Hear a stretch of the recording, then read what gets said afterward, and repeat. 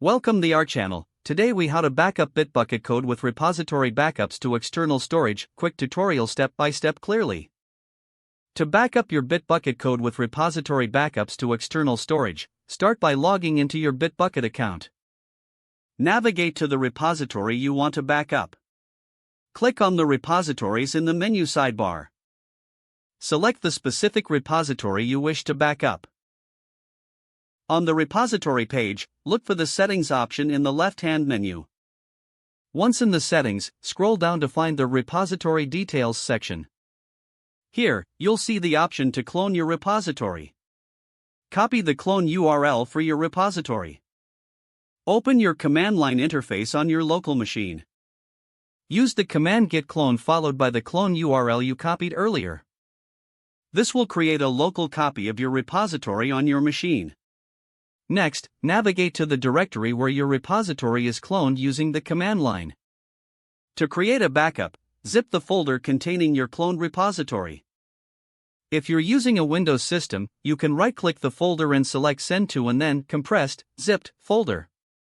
For Mac users, now, choose your external storage option, whether it's a USB drive or a cloud service like Google Drive. Simply drag and drop the zipped folder into your external storage location. Alternatively, you can upload the zipped file directly to your cloud storage. This effectively creates a backup of your Bitbucket code. Make sure to periodically repeat these steps to keep your backup up to date. This ensures your work is secure and readily retrievable in case of any issues with Bitbucket. You have now successfully backed up your Bitbucket repository to external storage.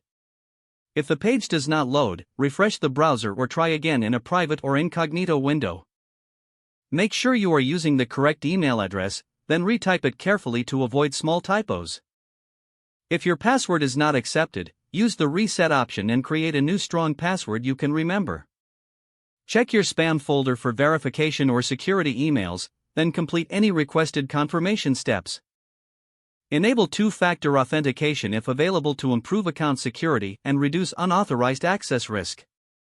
After signing in, review your profile details so your contact information and settings are accurate and current. If you see an error message, note it down and try again after restarting your device and internet connection.